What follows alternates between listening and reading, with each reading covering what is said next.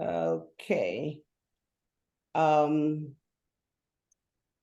So welcome again. And I'm providing you with some statistics on gender-based violence. According to the WHO, 1 in 3 women worldwide has experienced physical or sexual violence, predominantly by intimate partner. The impact on women's health: women who experience GBV are more likely to suffer injuries, physical and mental issues, including depression, anxiety, PTSD, and substance abuse. And we'll hear more of that from Dr. Sadia during her presentation. Now, intimate partner violence refers to violence committed by a current or a former spouse or partner. Globally, 30% of women have experienced physical or sexual violence by their partner. Additionally, IPV is the most common form of violence against women, affecting around 55% of women who are murdered globally. They're now calling it femicide. Now, violence against children is also listed as one of the violence for gender-based violence. And this affects our children. 1 in 4 children worldwide, and that's 23%, has been subjected to physical abuse. 1 in 5 girls and 1 in 13 boys have been sexually abused. And of course, reporting there's a series or a problem of underreporting because of fear, because of the stigma, because of lack of trust in the justice system.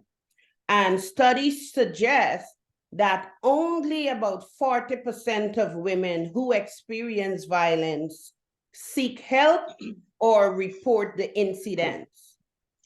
Sexual violence during conflict is another form of violence, and we are seeing right now in Israel and Gaza how women and children are suffering.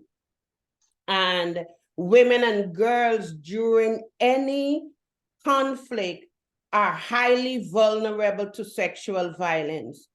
It is estimated, and listen to this number, that between 20,000 and 50,000 women were raped during the 1994 Rwanda genocide.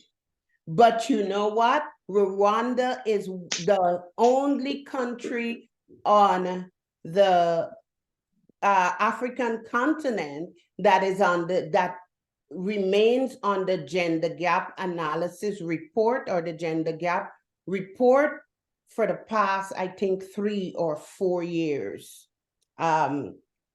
So yay to Rwanda. Also, GBV has a severe economic impact and economic consequences on individuals and societies.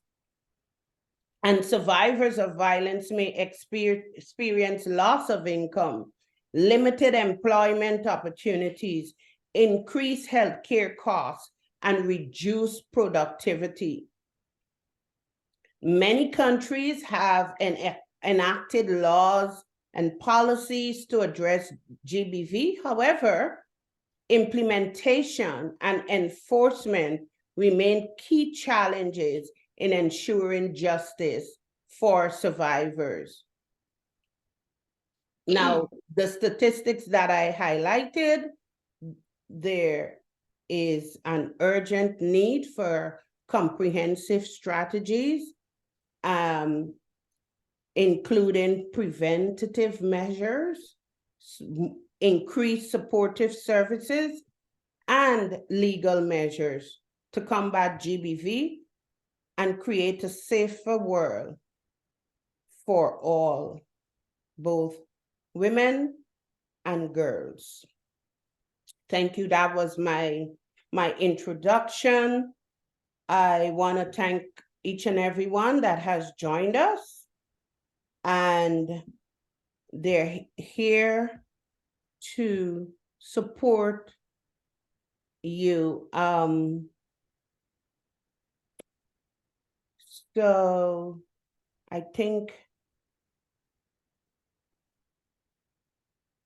Tiffany, are you ready? Yes, I am. Good morning, everyone. Okay. So my intentions was to start off with a song, which I will. The song is by Lauren Spencer Smith, and the song is Narcissist.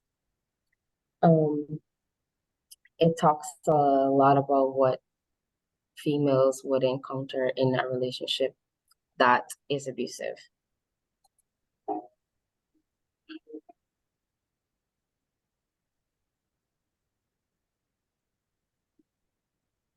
It was charismatic, no turn of the charm. There was just something magic, saying no is really hard. They're over generous, you never pay the bills. They fall in love in seconds, die for you or probably kill. And after 6 months, you feel really stupid. Ooh. I promise that it's not your fault you fell for it.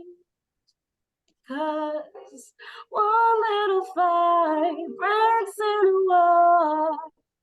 Feels like you're dying on the bathroom floor. You make an excuse to say that it's you. Mirrors telling you the truth. Won't leave, can't stay. How much are you gonna take? 'Cause you always get the blame. It feels like shit, but that's just how it is when you love a narcissist.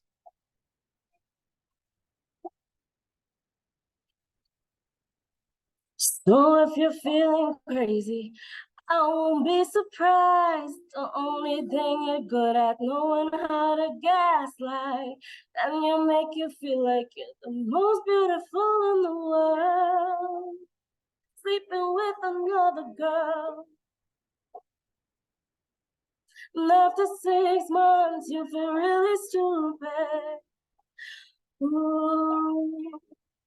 I promise that it's not your fault you fell for it. 'Cause one little fight breaks in love. Feels like you're dying on the bathroom floor. You make an excuse to say that it's you. And the mirror's telling you it's true. Won't leave, can't stay. How much are you gonna take? 'Cause you always get the blame. It feels like shit, but that's just how it is.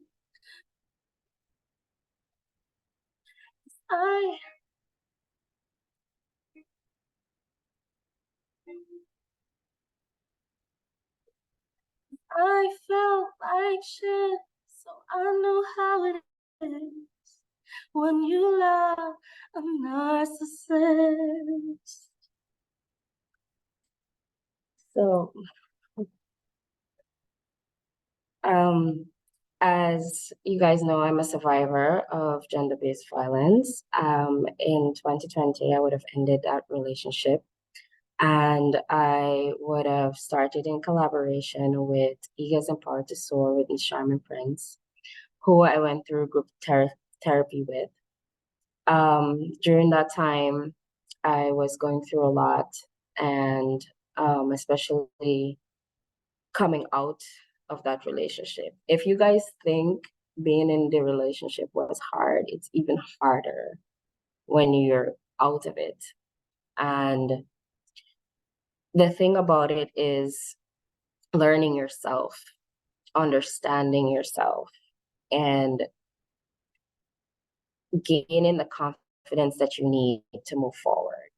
When you're in an abusive relationship, what happens is it tends to break you down in so many aspects. You doubt yourself, you become less confident, you're insecure, you're beating up on yourself even while another person's beating up on you. So it's like you're being abused twice because you're also contributing to it. I know everyone likes to tell you, oh, you gotta leave the relationship. And they think that it's so easy to just, leave an abusive relationship and it'll be just fine. But um, based on my encounter, what I've experienced, it was never like that. I've tried throughout the relationship to leave many times, but my experience, I dealt with stalking and threats and um, a lot of gaslighting, a lot of love bombing. I've dealt with a lot of issues when it comes to trying to leave that relationship. Um, the thing is, you have to understand that when you want to leave an abusive relationship, you really have to stand your ground. And it's very important to have a support system. Most abusive relationship you end up in a position where you're very isolated and you feel like you don't have anyone there to support you, or you don't feel like you should tell this person because you told them already and they're gonna judge you because you went back with them. You really have to find people who will support you and understand what you're going through. So meanwhile, it's very, very difficult to just come out and say, okay, I'm being abused, or this is happening to me. And you're already feeling a lot of guilt, self-guilt, shame. You're feeling a lot of self-doubt. You don't have confidence. You're scared for your life. There's so many things going on with you internally that you may not understand. And the best thing I could have done for myself was to become more self-aware of who I was and the situation I was in. Understanding who you are and gaining a level of self-love, you won't tolerate or allow a person to treat you in, in any manner that's less than you deserve. Um, I could remember all the pain, all the trauma. That's something that never goes away. And it's something you'll always have with you. But I can safely say that leaving the abusive relationship was the best decision that I have made in my life. And I felt like I should have done it sooner. So don't ever be in a position to feel like you cannot go anywhere, and don't let that fear hold you back. You find your support system and you work with it and you leave. Um, Again, I'm not saying it's very easy to leave. It's not. And you really have to build up the self-confidence and build your mind and prepare yourself for it, because it's not easy after leaving an abusive relationship either. After I would have left my relationship, I still had to go through court. I still had to get therapy. I had to practice a little more self-love. I had to learn a lot about myself. And this experience brought me a lot of growth and a lot of wisdom. And I can safely say that by by going through therapy, I learned how I was able to be in a relationship like this. I've come from a home where my dad abused my mom. That was my example of what a man was. Unconsciously, I'm not looking for it, but um, it was somewhat contributing to the fact that I fall into something like that. Understanding where I came from, understanding what my childhood was like, understanding the things that I've learned that I needed to unlearn, there was a lot of things that therapy took me through that was very difficult, but I did it. I'm super proud of myself for that. I I have more love for myself. I do a lot of things that contribute to showing myself love. Um, I maintain good relationships. I there's a lot of growth that comes with leaving those situations, and you'd be surprised the things you thought you never could have done or wouldn't do. You finally find the courage and the strength to do all the things that you need to do, and you just have to be grateful and thankful for where you are, where you're heading, where everything that you've been through. You have to appreciate every levels and aspects of your life. And people like to say you don't look back, but yes, look back. You need to. Looking back can teach you a lot, and it can show you where your patterns are. It can show you um, the things that you've learned and how you apply it to your life. Looking back isn't necessary. Some aspects of it, yes, it's traumatic. And knowing yourself, you'll know how to deal with your trauma.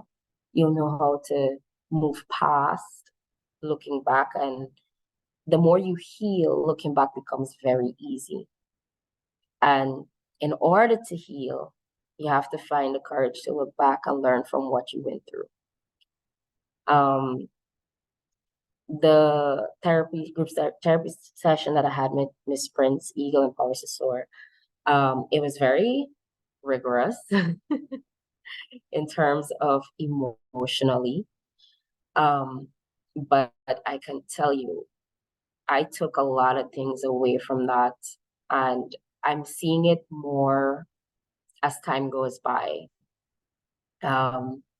Especially knowing my boundaries, knowing where I stand on certain things and being assertive in who I am, and being more self-aware. And like I was telling Miss Prince, I'm more empathetic now, but not to the extent that I don't know my limitations and my boundaries. It's okay to be nice. It's okay to be kind to people, but also you have to understand where your limits are, what your thresholds are, what you can tolerate and what you cannot tolerate. And you need to stand by who you are. And it's a very powerful thing to really be grounded in yourself. And I would urge anyone to, even if you are experiencing those type of relationships, focus on you and not the relationship. Focus on you. Do your work. Do your part in your relationship. That is, focus on you. Focus on what you love, what you don't love. And the more you learn about yourself, you'll realize, okay, why am I in this relationship? Why am I allowing myself to be treated this way or go through these things? And the more work you do, the more you'll find the courage to leave. I can tell you that. Anyways, I'm Tiffany Achida, and thank you for having me.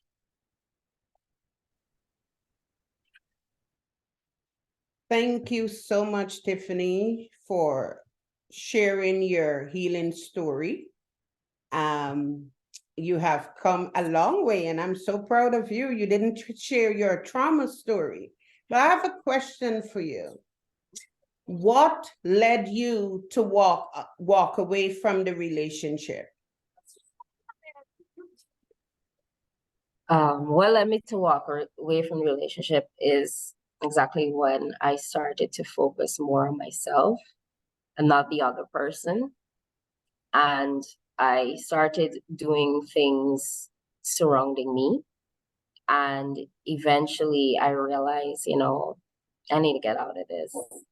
And then when something happened, when the event happened whereby, I end up in the hospital and stuff like that. I realized, I need to leave this. I don't need to keep putting myself through this.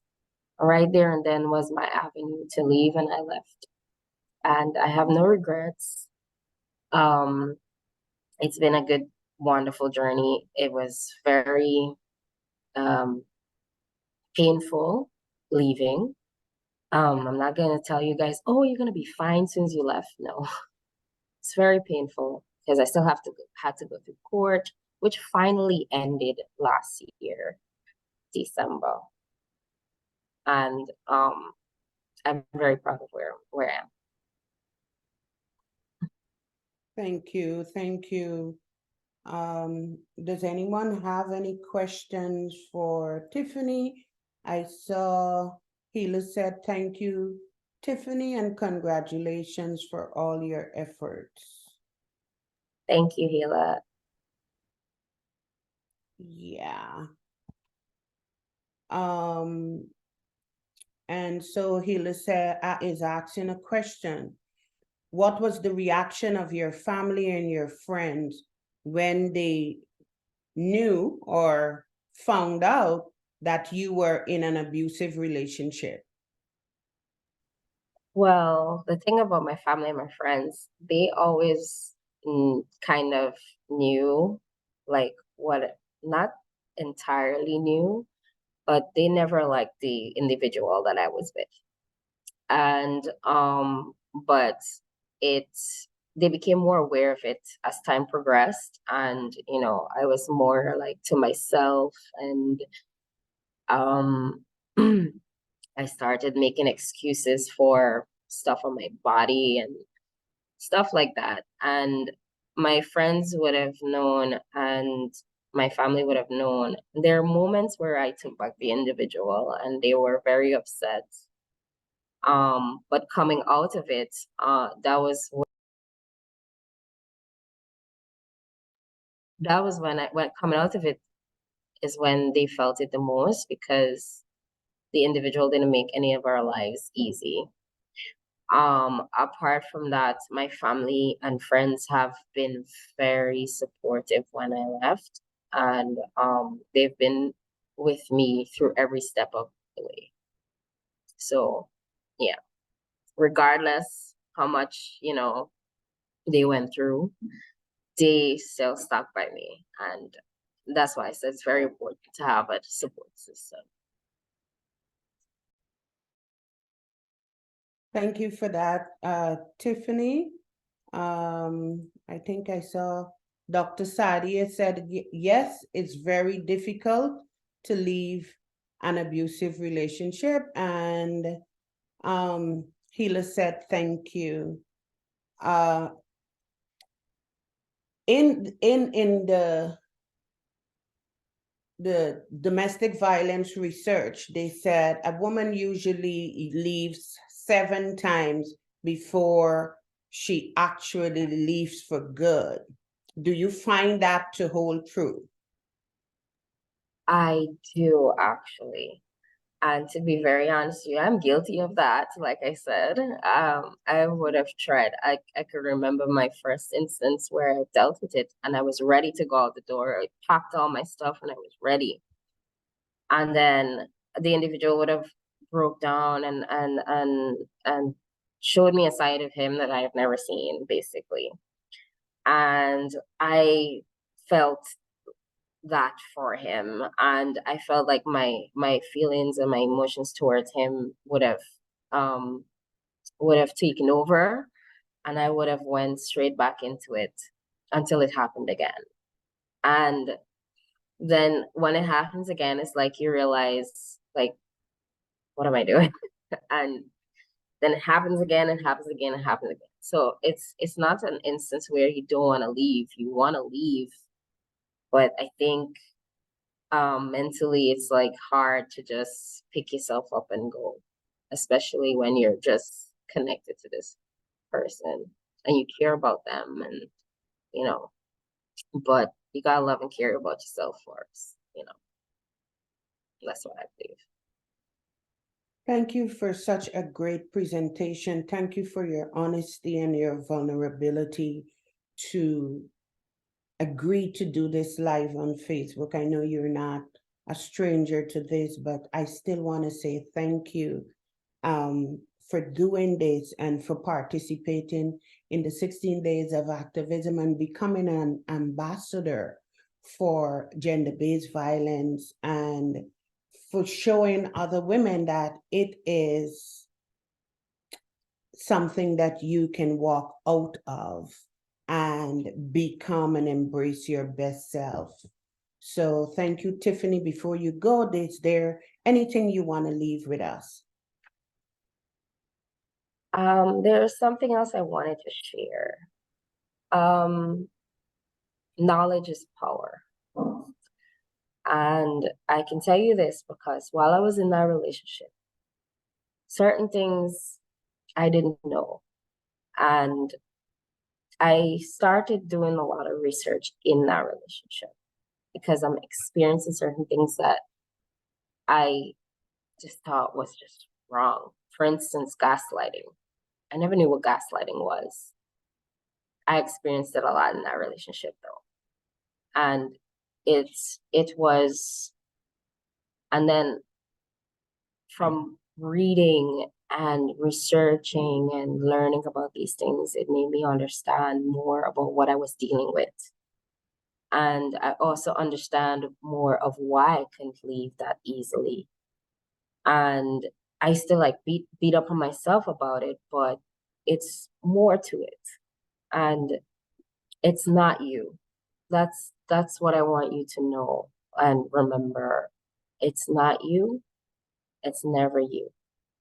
And once you learn and learn for yourself, learn who you are, do your research, do what you have to do to get out of that situation, you'll know how powerful you can be when you get out of it. And I would urge anyone, if you're dealing with it, there are ways. And as I said, gain as much knowledge as you can, have your support system, and show yourself love. Thank you. Thank you once again, Tiffany. Thank you. Thanks for having me. Thank you for being here and thank you for your vulnerability.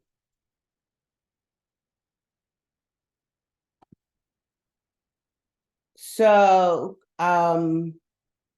we will move right into our next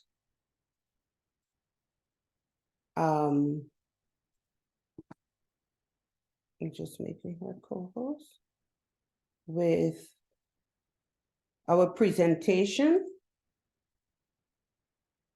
by Dr.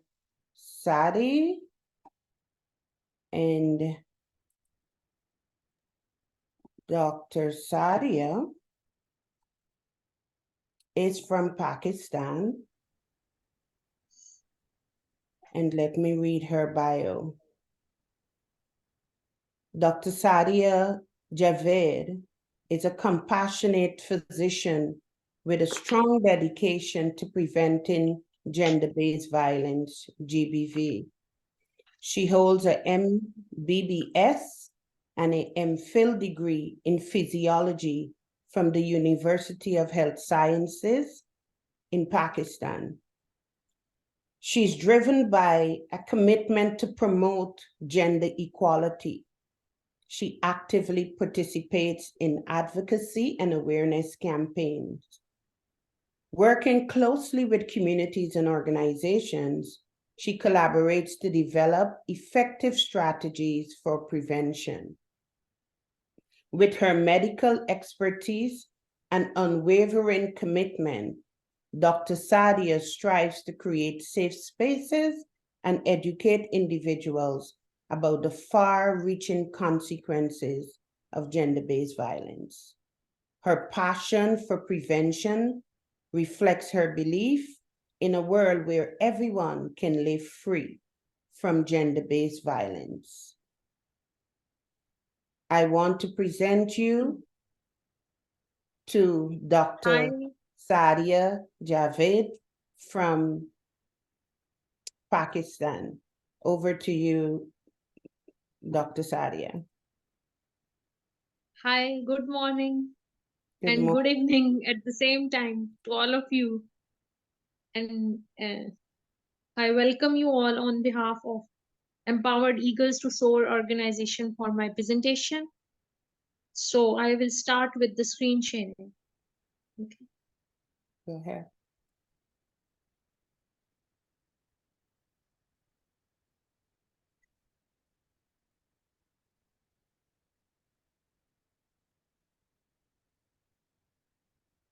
Okay. So the topic of my presentation is the devastating impact of gender-based violence on women's physical and psychological health. This is my brief introduction. I did my MBBS from Patma Janam Medical University, and then I post-graduated in the subject of physiology from the University of Health Sciences, Lahore. Now, first of all, a slight introduction that gender-based violence is a pervasive global issue that knows no boundaries, and it affects women of all ages, backgrounds, and social statuses. It is very much prevalent. It affects millions of women globally, and 1 in 3 women have experienced either physical or sexual intimate partner violence or non-partner sexual violence in their lifetime.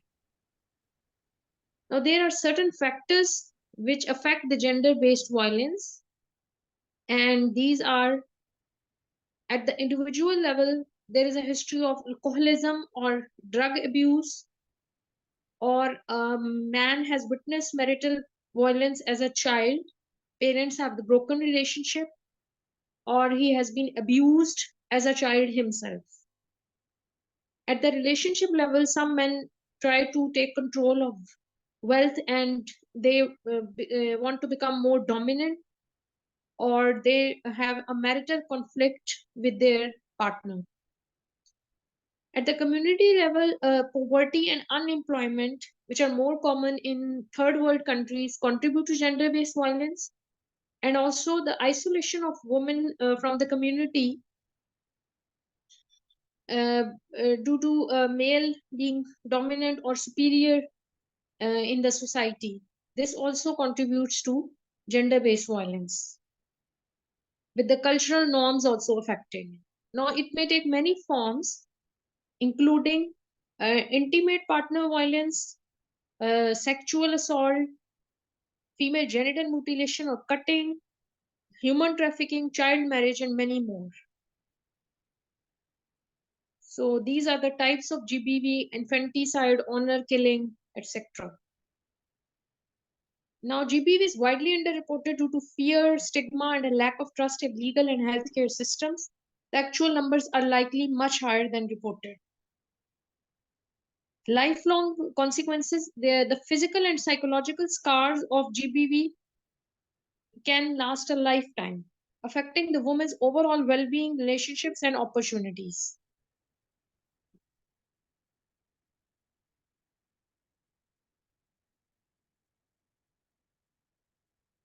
So 5 things we must know about gender-based violence: that it is endemic and it's more than just physical abuse. It can happen to anyone, and the consequences will last. The act of abuse itself, the consequences will last for a lifetime even. Now we will come to physical health consequences, which are physical injuries. It can lead to physical violence, resulting in a myriad of injuries like bruises, broken bones, burns, and much more. These injuries not only cause pain and suffering, but they can also have long-lasting health implications. The GBV victims often experience severe physical trauma, such as multiple fractures, dislocations, and internal injuries. Chronic pain. The physical injuries which are sustained during GBV can result in chronic pain conditions that persist long after the abuse has ended. Some victims may face permanent disabilities like spine fractures, rib fractures, and they can't walk for the lifetime, or they can't become pregnant again for the lifetime. So this severity of physical violence which can limit their mobility and overall quality of life. Now, on the reproductive health consequences, there is a risk of sexually transmitted infections. Forced sexual encounters put the victims at risk of the contracting sexually transmitted infections, including HIV. Unintended pregnancies. GBV survivors may face unintended pregnancies as a result of sexual violence, which can lead to further physical and psychological stress.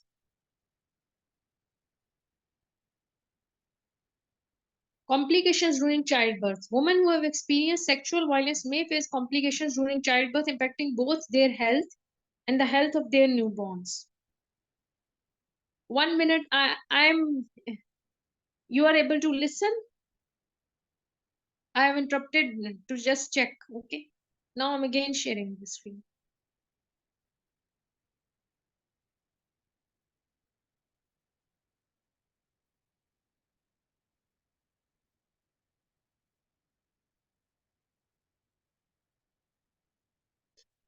So, sexually transmitted infections also include chlamydia and gonorrhea infections. Unintended pregnancies. GBV survivors may face unintended pregnancies as a result of sexual violence, which can lead to further physical and psychological stress. Complications during childbirth. Women who have experienced this type of sexual violence may face complications during childbirth, impacting both their health, mother health, and health of their newborns. Long-term sexual dysfunction. Now, the survivors of sexual violence experience long-term sexual dysfunction, including pain during intercourse, which can severely affect their relationships and overall well-being. So, the women, they are more likely to experience depression in the mental health. They are almost twice likely to have alcohol use disorders. 16% of women are likely to have a low birth weight baby, and 1.5 times there is increased risk of acquiring HIV and syphilis, chlamydia, or gonorrhea infection. 42% of women have experienced this type of physical or sexual violence, which can lead to death and injury of a woman. And 38% of all murders of women globally were reported as being committed by their intimate partners. This is the data of WHO. Now, after these physical injuries, now we can come to chronic health condition. Now, the chronic stress which is associated with GBV, there is always a high level of stress hormone in the body, which can lead to various chronic health conditions. Like, first of all, they have the increased risk of cardiovascular diseases. Chronic stress and fear can increase the risk of hypertension, increased blood pressure, and heart diseases like myocardial infarction, coronary artery blockage, atherosclerosis, etc. Now, women also may experience digestive problems such as irritable bowel syndrome as a result of prolonged stress. In irritable bowel syndrome, some women may experience either diarrhea or constipation with pain in abdomen. Chronic stress has also been linked to the development of autoimmune disorders such as lupus, in which there is skin rash, erosion of joints, or even kidney failure, and rheumatoid arthritis, in which there is warm, swollen, and painful joints. Because stress leads to higher levels of inflammatory hormone production, which contributes to these diseases. Substance abuse. To cope with the emotional pain and stress, some survivors turn to substance abuse, which can lead to further health issues like cigarette smoking, use of cocaine, or use of IV drugs, etc. And this substance abuse increases the risk of suicide as well in the GBV survivors. Post-traumatic stress disorder. Now we will come to the psychological aspect of this GBV, which is more traumatic than physical health issues. Many women who have experienced GBV develop this post-traumatic stress disorder, which is characterized by symptoms of flashbacks, nightmares, severe anxiety, and emotional numbing. The constant fear of potential harm can disrupt their daily life activities and hinder their emotional well-being. Now, how they experience flashbacks? They may experience vivid and distressing flashbacks of the traumatic events, causing them to relive the experience again later in life. Nightmares. Persistent nightmares related to the trauma can lead to sleep disturbances in these women. They are unable to sleep or they keep awakening at night. Hyperarousal. Survivors with PTSD may be in a constant state of hyperarousal. They are experiencing heightened anxiety, irritability, and hypervigilance. They are constantly on guard and on the lookout for danger, even when there is no risk of danger. Emotional numbing. Now, GBV can lead to emotional numbing, where individuals may struggle to feel joy or other positive emotions. They feel sad and depressed. The emotional abuse, isolation, and the humiliation that accompany the GBV can result in depression and anxiety disorders. Women may feel hopeless, helpless, and trapped in their situations, which can affect their ability to function and seek help. So, GBV survivors may feel a sense of hopelessness, believing that their situation will never improve. And also, at the same time, the constant manipulation and control which are exerted by the abusers can lead to a feeling of helplessness where victims perceive no way out. Impaired daily function, depression, and anxiety can hinder a woman's ability to perform the daily tasks, affecting her work, relationships, and overall quality of life. Now, the survivors of GBV experience low self-esteem and low self-worth because the perpetrators of GBV, the one who is causing GBV, often employ tactics in domestic violence to undermine a woman's self-esteem and self-worth. The constant belittling, degradation, and humiliation can lead to feelings of worthlessness and self-doubt. So, how they feel the self-doubt? GBV survivors may internalize the negative messages from their abusers, leading to a constant state of self-doubt and insecurity. They started to believe that they are worthless, they have a problem. And loss of self-worth, over time, victims may come to believe that they are unworthy of love, respect, and happiness. Emotional and psychological trauma. The constant emotional abuse can cause deep emotional scars, hindering the ability to form healthy relationships in later life and maintain self-esteem. So the psychological trauma far outlasts the physical trauma. Suicidal thoughts and self-harm. The emotional turmoil and the feelings of hopelessness associated with GBV can lead to self-destructive behaviors, including self-harm and suicidal ideation. The emotional pain can become overwhelming, and women may believe there is no way out except death. Self-harm. In an attempt to cope with emotional pain, some survivors may resort to self-harm, such as cutting or burning themselves. And there is constant thoughts of suicide which are running in their mind, with some women attempting or completing suicide. Now, the social and economic consequences of GBV.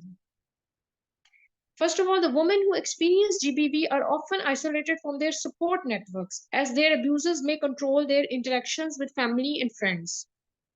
They stop the victim from collaborating with their family and friends so that they can't be exposed. Moreover, the society's judgment and stigmatization can make it difficult for a woman to seek help. Society also says that this woman is wrong. So they face social stigma, which can deter them from seeking help and support. Society may blame the victim or question their choices of partner. They ask that you have chosen this partner or you have married this person, so why now you are complaining? Economic dependence. GBV can result in women become economically dependent on their abusers. The fear of losing the financial support, housing, or the custody of children can deter the victims from leaving their abusers. These are the causes that why it is so much difficult to leave an abusive relationship, because you are economically also dependent on that person. Financial control. Abusers often control access to financial resources, making it nearly impossible for victims to escape without economic instability. They try to steal money from their bank accounts so that this person can't move anywhere. Housing insecurity. Many GBV survivors also fear losing their homes because they have no parental homes if they leave their abusers, which can lead to homelessness and further vulnerability. This is also a very important factor in not leaving an abusive relationship. Now, custody battles. Abusers may use the threat of taking away the custody of children to keep victims trapped in abusive relationships. This is also a very much difficult factor, that a woman don't want to lose her children. And limited opportunities. The psychological trauma and the physical injuries caused by GBV can hinder a woman's education and career opportunities. These consequences can perpetuate a cycle of abuse and dependence. Woman is not able to work in an organization because of the psychological trauma and the physical injuries. So educational setbacks. Also, GBV can result in women missing out on educational opportunities, limiting their chances for personal and professional growth. This is for young women that they have not completed their education and so they can't excel in the society. And career limitations. Survivors may face challenges in the workplace, including absenteeism, difficulty concentrating, and limiting job prospects. Cycles of abuse. So this economic dependence and the limited opportunities can keep women trapped in abusive relationships, as they may fear that leaving will lead to further financial instability. So woman is trapped in a cycle of abuse. That's the most dangerous part of GBV. So now to conclude, the impact of GBV on women's physical and psychological health is profound and devastating. It is a complex issue that not only affects the individuals directly involved, but also has far-reaching societal consequences.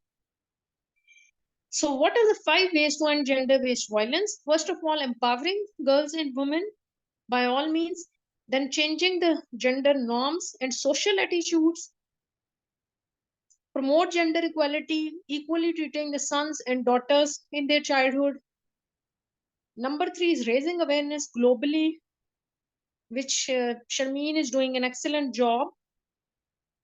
It is raising awareness globally, educating boys and men. This is also very important aspect. You have to educate the male gender so that they can't do this gender-based violence. And then transforming the judiciary systems, healthcare, and disability networks. This is also very important because our judiciary systems and healthcare systems are weak as we deal with the gender-based violence. So this addressing GBV requires a multifaceted approach, including raising awareness, providing the support services at all levels, implementing legal protections, and promoting gender equality and education. By addressing the root causes and providing holistic support to survivors, we can work towards a world where women are free from the physical and psychological scars of GBV, enabling them to lead happier and healthier lives. And to truly eradicate this scourge, it is imperative for the governments, organizations, communities, and individuals to join forces in the battle against GBV and create a world where every woman can live free from fear, violence, and suffering. So, in the end, it's a message: stop gender based violence. And thank you for the presentation. And now, any questions or answers from the side? Yes. Dr. Sadia, thank you. Thank you for such a comprehensive presentation. You touch every area of domestic violence and gender-based violence. And I think this is the first time I have heard the physiological effects of gender-based violence highlighted. Usually we highlight the psychological effects, but the in-depth presentation on the physiological impact of GBV was very good. Thank you for that. Anyone have any questions? We have a comment and a question. I'll read it for you. I think women who are married have more difficulties leaving an abusive relationship because of the society and the family. I think, Dr. Sadia, the first time we met, we spoke about culture. Yes. And so the question is, what kind of counsel will you provide to married women who are concerned about family's impact and the societal impact, and maybe they're also faced with the culture and tradition that forces them to remain in that relationship? I think it's very much difficult at the same time because the woman is entrapped in a cage Mm-hmm. and she can't escape. If she escapes from the relationship, then other type of dangers approach her. And if she remains in that relationship, she is becoming affected by gender-based violence. So I think we have to counsel her by giving her both the benefits and the side effects at the same time. If the benefits of leaving that relationship are more, she should leave. And if the side effects are more, then she should try to slightly become better in that relationship, or the partner should be counseled. The man should be counseled, I think. I heard you. But if there is abuse and we look at the range of the consequences, the physiological consequences, the psychological consequences, the long-term effects of remaining within the relationship, are there benefits other than societal rejection, familial rejection? What other benefits are there in for a woman who is experiencing abuse? And Tiffany, you can also jump in here, because are there benefits to remain in an abusive relationship when your self-esteem, your self-worth and everything is being stripped from you?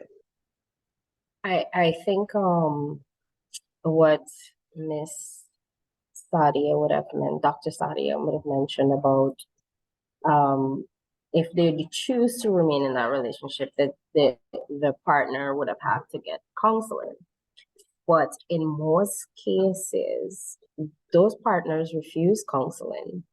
So it won't, me personally, I won't recommend staying in something like that because it more likely tears you down. But I understand it's giving them that choice to understand what's the pros and cons of staying, pros and cons of leaving, and then deciding for yourself, because you really can't tell anyone to make that decision and to leave or to stay. It's really up to them. And if they think that they see benefits in staying, providing that that person don't show any form of changes or any form of self-work to get themselves looked after, I don't think it would be sustainable to remain in that type of relationship. Thank you, Tiffany.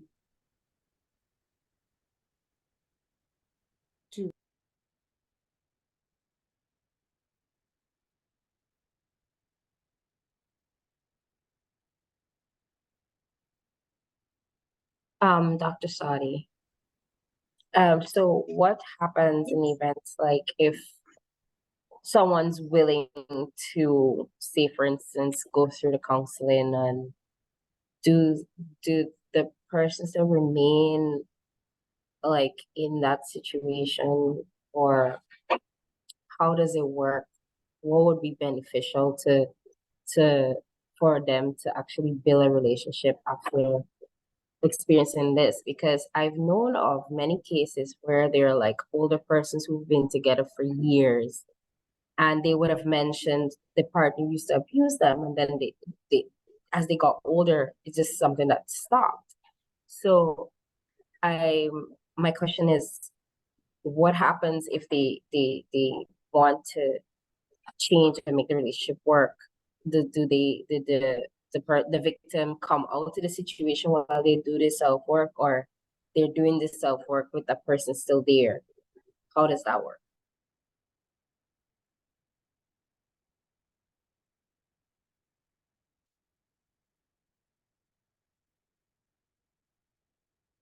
Dr. Sadi, are you there? Yes, I'm there. That question was for you. That how a woman should. I can't hear the question completely. So can you repeat it?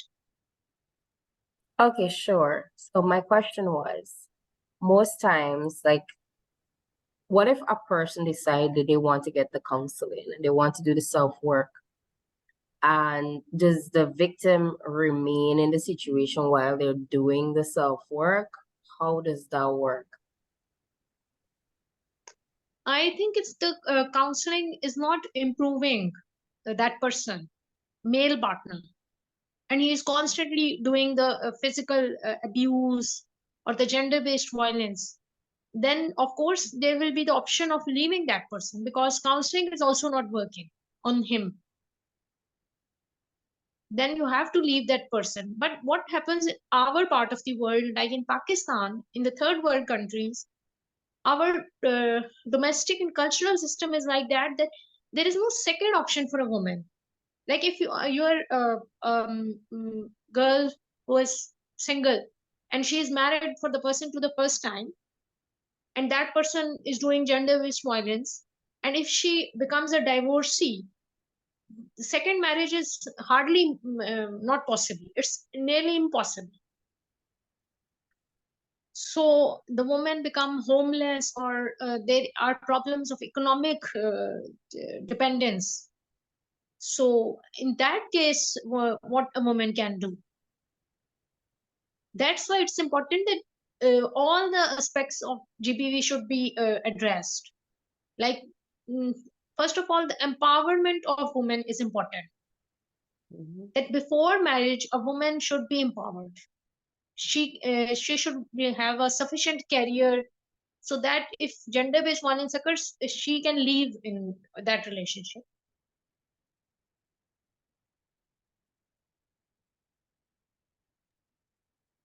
Thank you so much for highlighting the empowerment. Thank you for answering that question, Dr. Sadi, and thank you for highlighting the empowerment of women.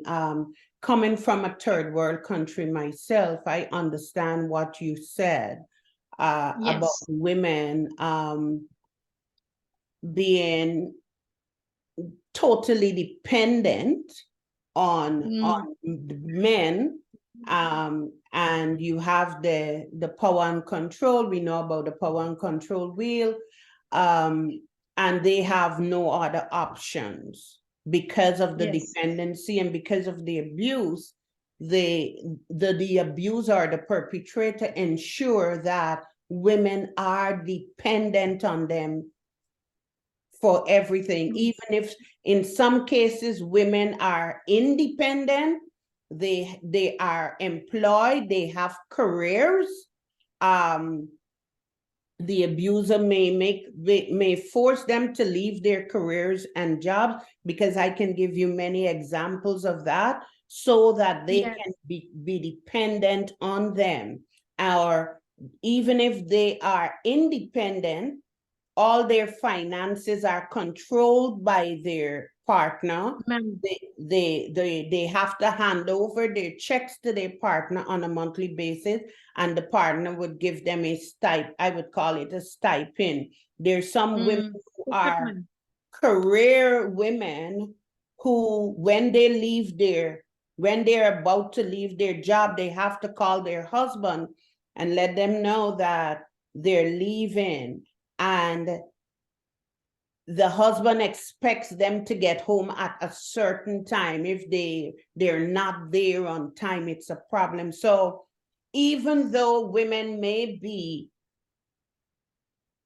educated and have a career, abuse can still exist because of all the different factors you may have highlighted. So I just wanted to share that. I want to quote a few examples from Pakistan. Like in our doctor community, there are many colleagues of me who can't do job after marriage because their husband and their in-laws didn't allow them to do job. Mm. And this has great mental impact, mental health impact on women, because she has fought hard for her education, and now she has no fruit of her education. Mhm. This is very depressing.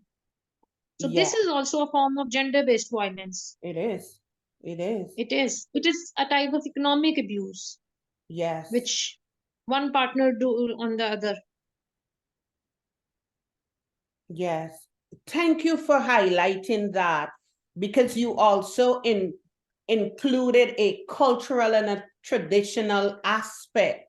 And despite the woman may elevate herself and become qualified academically, when she gets married, Hmm.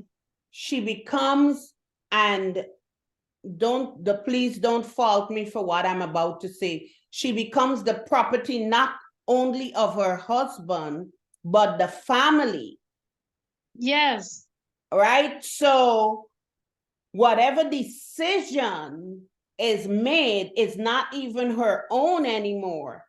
It's the decision of the husband and the family. And your example is so classic, is that the women before marriage, they went and they became doctors because that's the career they want to thrive in.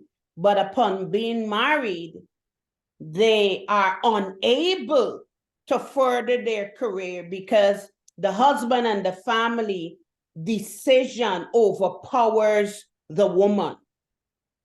Yes. Whew, just saying that made me scared. Because This is very tragic.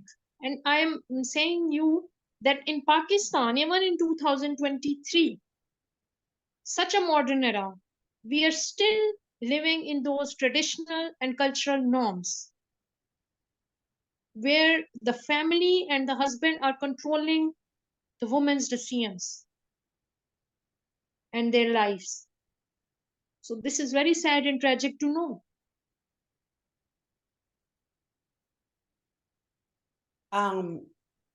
thank you for highlighting that. I have no words,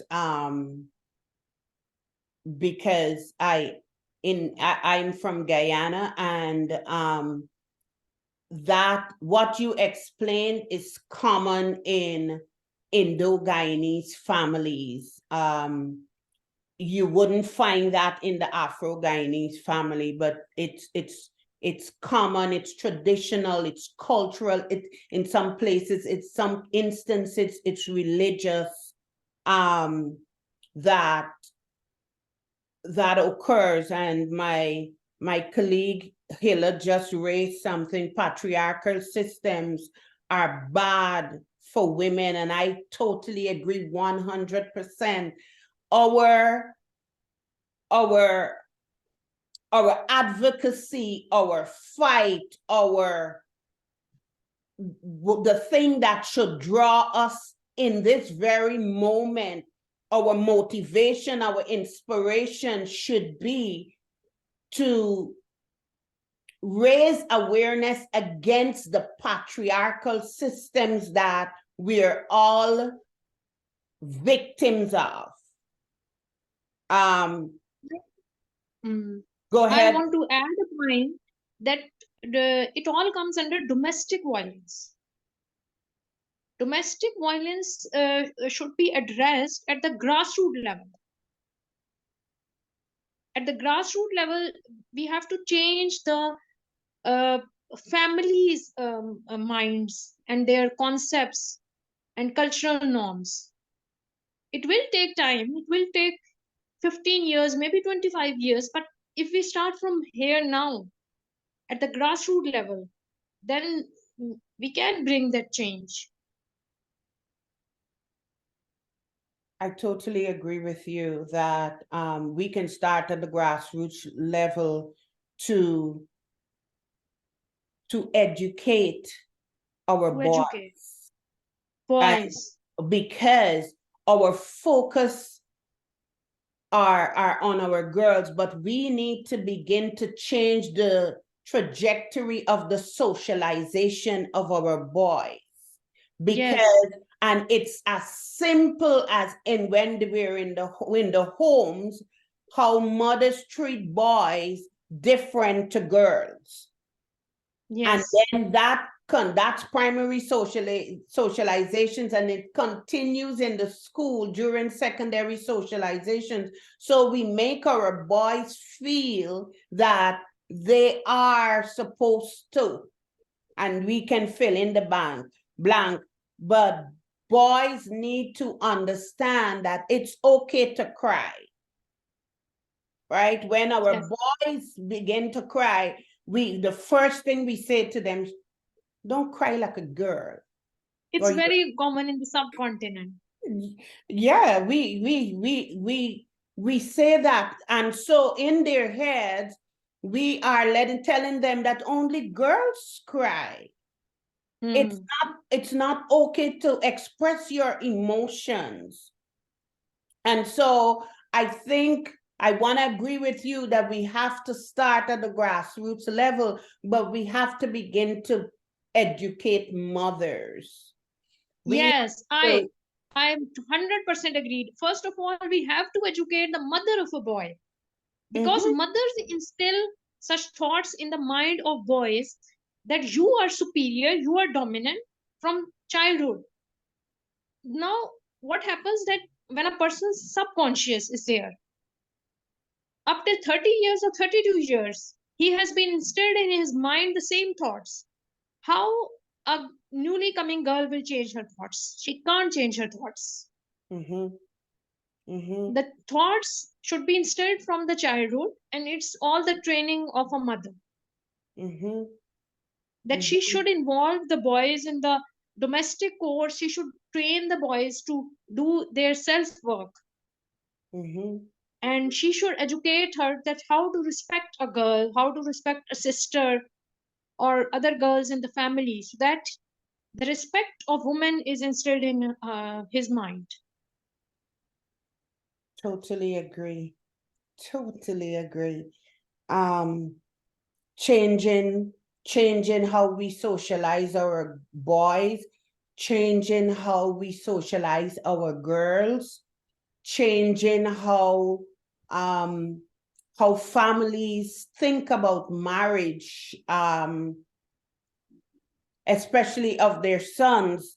They're not so concerned when when their daughter married, if she's controlled or whatever. But once a woman is added to the family, that tradition, that culture, that norm is enforced. And I think we can tackle this problem or address this problem. Like, I like to use the perfect example of eating an elephant one piece at a time.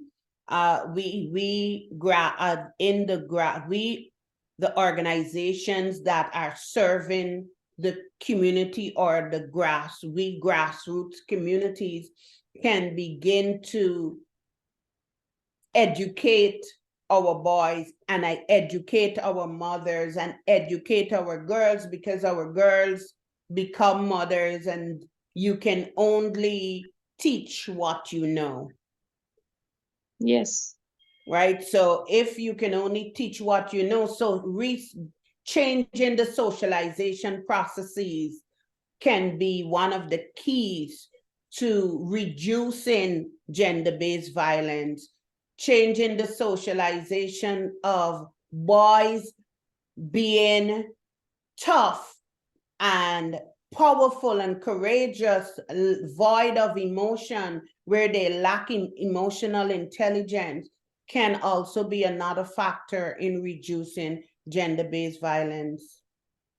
Do we have any more questions or comments? Because this was a very rich discussion. If I may, uh, when we talk about culture, I've seen that a lot in Guyana, like Ms. Sharma would mention. My mom's Indian, and I've known her for catering to everyone's needs above hers. And it was kind of like, for me as well, they try to groom that into me as well. Because they were more likely, I can remember during childhood, they would more likely have me cooking and washing and cleaning while the boys are sitting down and we're washing all their clothes, cooking for them, making sure everything is good for them. And basically, we're being taught to cater for the men. Mhm. I mean, there's nothing wrong with that, but at the same time, there's nothing really teaching men how to cater for women. So, it ends up in the position of where men feel entitled to these things. And this level of entitlement is what's creating a lot of issues as well, because you'd go into a relationship and they come with the expectation that you have to do all of these things for them. Plus, this is modern day society where you have to work, you have to look after your kids, you have to cook, clean, do all of it. And what is the man doing? He's also working, but he's only bringing home the finances and giving you babies. Now, that sounds like a lot of heavy with lifting for just a woman alone. And basically, men weren't taught like any of these things, so they don't think they have to do it. There are people who are now trying to like instill those things, and there are persons out there. I'm not saying it's collectively everyone, but there's a larger percentage of persons are entitled to this kind of treatment from women.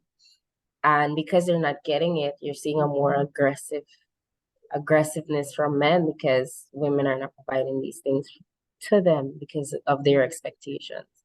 And again, it has a lot to do with mothers and how we're grooming our kids.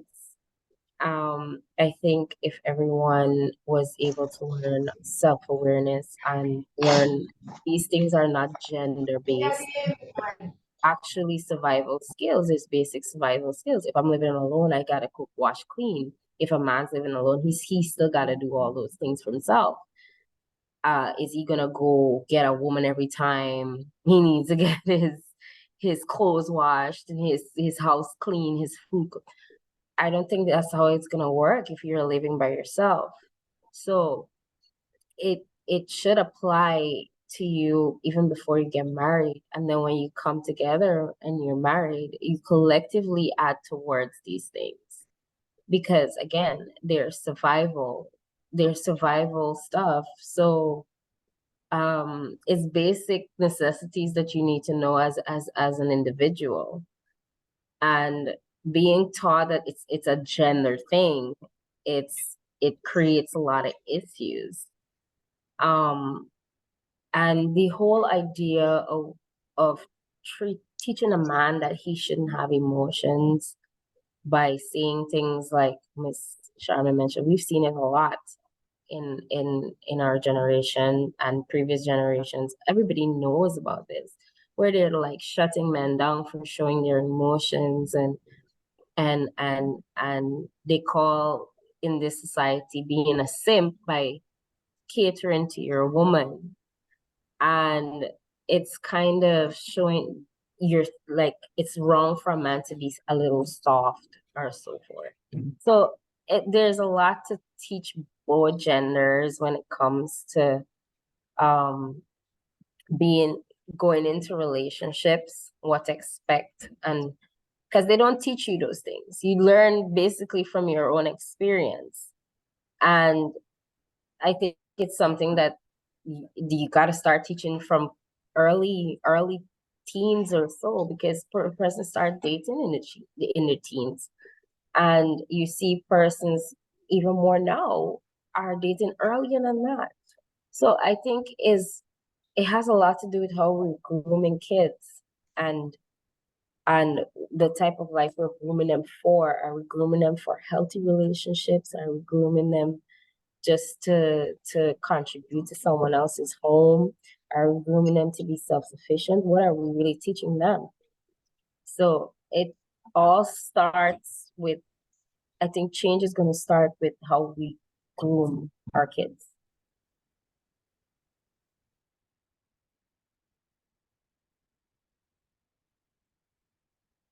Thank you for that, Tiffany. You raised quite a number of points that are pertinent to the socialization of both our boys and girls. And one of the points that you highlighted is we do not teach either our sons or daughters how to be in a relationship, right? Most of what is taught is through modeling, and oftentimes that modeling comes with a lot of behaviors that should not be taken into a relationship. That's how abuse continues, because you saw it, you did it, or it happened to you. So thank you for raising that point.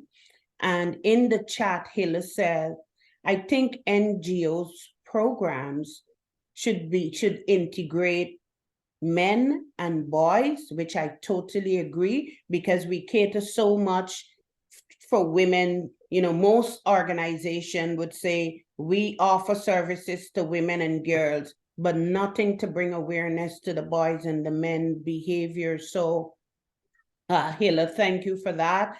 It is something that we need to revisit because we're seeing the need. The statistics are too high, and in order to reduce it, we all, each and every one of us, those of you here, those of you that might be listening to this after, we all need to play a role.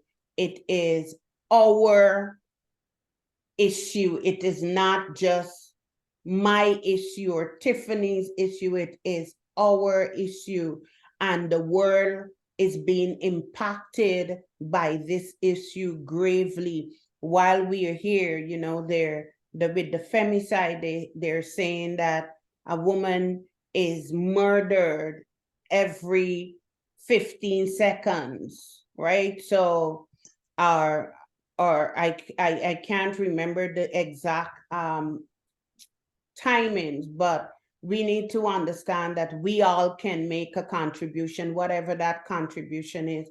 I want to encourage us to do so. Does anyone have anything before we close? Anything you want to say in wrapping up? Dr. Sadia, Tiffany? Yes. I want to say that, of course, this should be the education and awareness and counseling of men and women, and particularly our houses, because it all starts from our homes. Psychological abuse, that is very much painful. Mm-hmm. It can last, its scars Mm-hmm. last for a lifetime, for 20 to 25 years.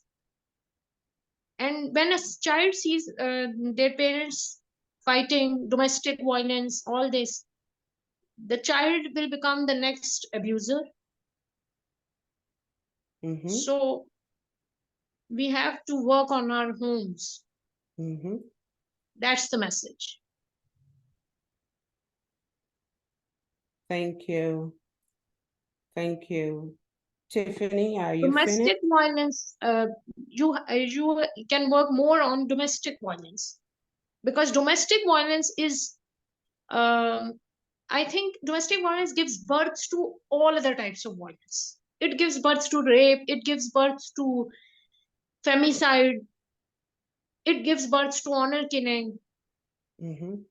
This all starts from our homes. Mm-hmm. Thank you. Thank you. Thank you so much. Ladies and gentlemen, thank you. Thank you for being here. On behalf of Eagles Empower to Soar and its partners, I would like to extend our sincerest gratitude to Tiffany and Dr. Sadia, to our supporters and participants who dedicated their time and effort to spend day 5 with us as part of the 16 Days of Activism against gender-based violence. Today, we stand together to recognize the indomitable spirit and resilience of survivors like Tiffany, who have overcome unimaginable adversities. Tiffany, I applaud you for your courage and your strength. And we honor your journey to continue healing and empowerment, and assign you to go forth and actually help women to heal and to be brave enough to stand before the world as not a victim of domestic violence, not even a survivor, but someone who is thriving, and you can embrace your healing story. So thank you, Dr. Sadia. Thank you for such a comprehensive presentation and highlighting the physiological effects. And I think you really outline all the different effects that one can experience being in an abusive relationship. And I hope for our victims, and I call victims, let me define it, the people who are in abusive relationships, know that we are here for you and to support you. We understand the situation. I'm a survivor, so I understand that the situation that you're in. Reach out to someone, get the support, do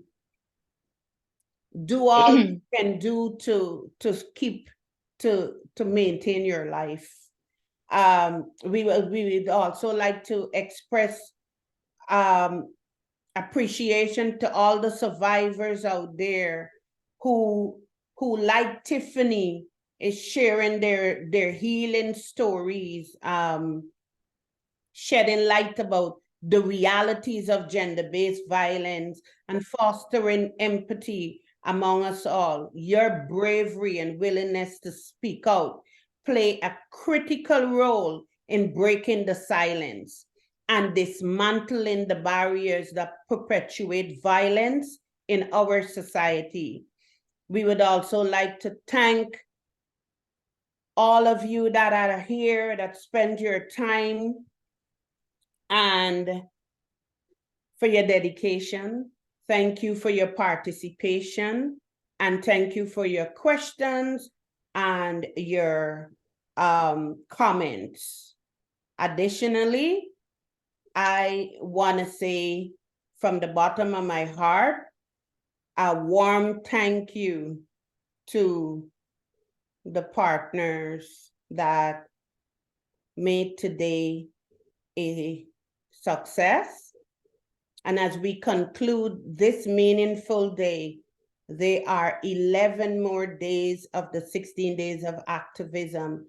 Tomorrow, we have a workshop with Pierre from the University of Pretoria, and the workshop is GBV and the workplace. You don't want to miss that. At 10 o'clock, it wouldn't be live, it's on Zoom. And once again, thank you, thank you, thank you. Thank you. Thank you. Yeah, just hold a minute. I want to take a picture of the screen. I didn't earlier. I don't know if anyone else did.